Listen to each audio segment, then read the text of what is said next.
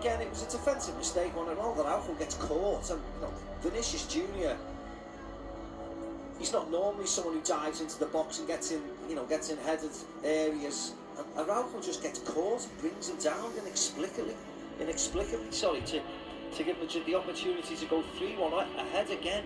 So they can't really build any pressure, Barcelona, to get themselves back in the game. It was a night to forget for them defensively. Really disappointing evening for them.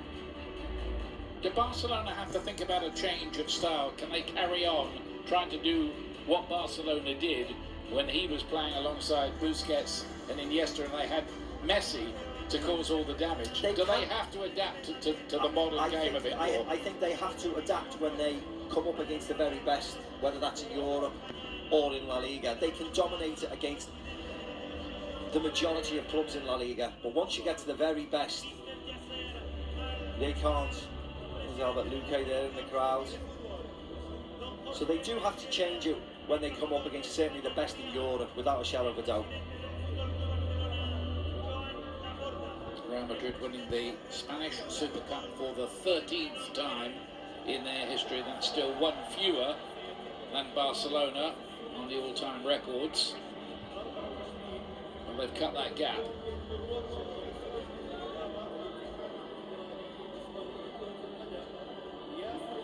Real Madrid, I think it's fair to say, have moved on, haven't they, to a new era now. They've found answers to how they play without Karim Benzema.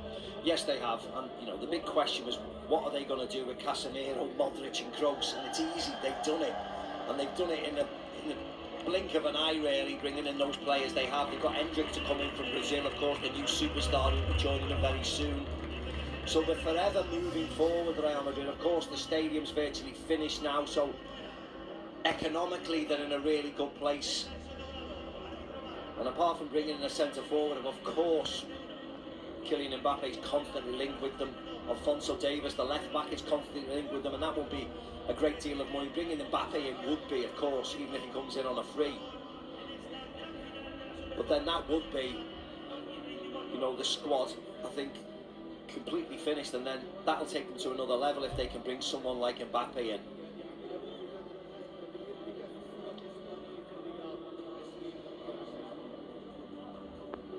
The officials, of course, also play their part in making things go smoothly, as they did, I think, on the night.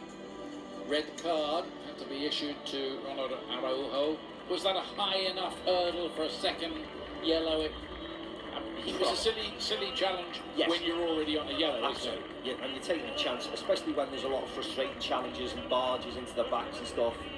As I said, you can argue all day whether it was a second yellow. I mean, it effectively finished the game. What I would say is they were 4-1 down anyway. If it was 2-1, you've got an argument to make.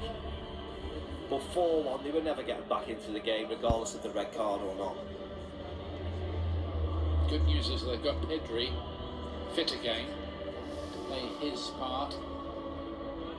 Vitor Roque, of course, has come along, hasn't he? And will presumably join the party and play his part.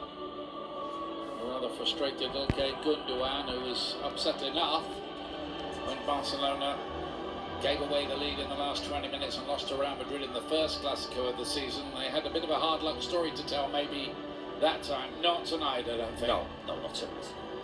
I mean, he's got. I was going to say they've got problems ahead, but they've got a host of young players who are excellent. Of course they are. And we associate Barcelona with bringing a lot of the academy players from La Masia, but they won't be as good as the ones they've had in the past. And they're really experienced players like Ilkay Gundogan and Frenkie de Jong and Robert Lewandowski. They're not going to get any better or quicker. So they have to address these issues, and they have to address them quite quickly. So he's got a very hard job going forward, though. Well, the two men in shot there, Juan Laporta and Xavi.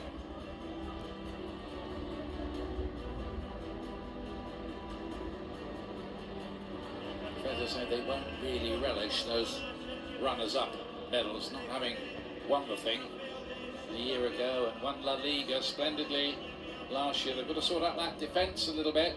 Barcelona doesn't look too clever at the moment, especially compared to the way they defended last season in the league. So that's the preliminaries for Barcelona dealt with, and now the victorious Real Madrid players will collect their winners' medals.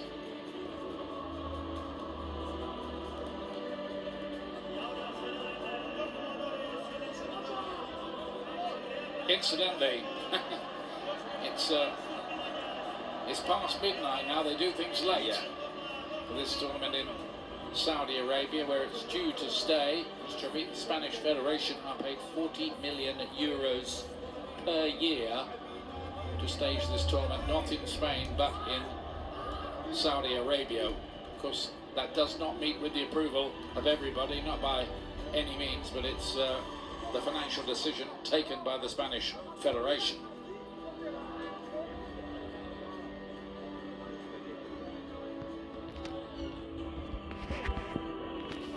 But the atmosphere was good, and over the last couple of years, I've got to say, I've been impressed by the intensity with which the four teams have approached. This is much better than, say, the Community Shield in England, which does have the feel of being a glorified friendly. This doesn't. No, this is, of course, the fact that it's just after the winter break, the fact that it's in the middle of the season, as you rightly said, Ian, it's a full-on, high-intensity game. The Community Shield is a precursor to the league, isn't it? And everybody's getting the players ready for the first game of the season. So it has got a definitely different feel to it. And that's reflected in the selection of the teams. You can always tell by the teams that the coaches pick. And it was full strength really right the way through for everybody.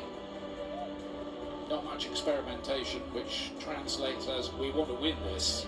And Real Madrid have won it, and in some style as well. They've banged in 9 goals over the 2 games.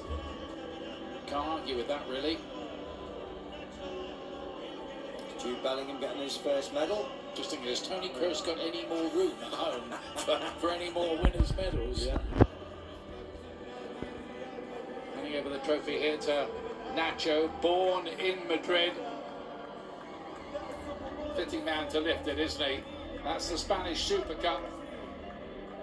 Safely into the hands of Real Madrid, and of course they'll go through the routine here of the dance and the trophy lift.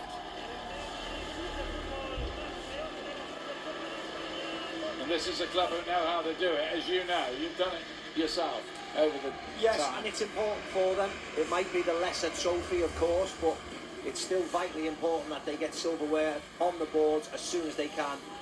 The history of the club demands silverware every single year. And if Carlo didn't produce anything, he'd be under pressure regardless of what he's done in the past. So it's important for Real Madrid to bring home the silverware and, of course, get one over on Barcelona, their eternal rivals, really, in Spain. Because when they win the La Liga title, they go to that fountain, don't they, in the middle of Madrid? They can't do that tonight. They can't do that. They can't do that in Saudi Arabia. They'll enjoy themselves. They'll be quickly back on the plane, and they'll be quickly trying to get into the modes of getting home, seeing the families, and of course preparing for the game next week, the cup match. Carlo Ancelotti, 11 trophies, level with Zinedine Zidane for Real Madrid. 2 Champions Leagues, 2 Club World Cups, 2 Copa del Reys, 2 European Super Cups, 1 La Liga and 2 Super Cups of Spain.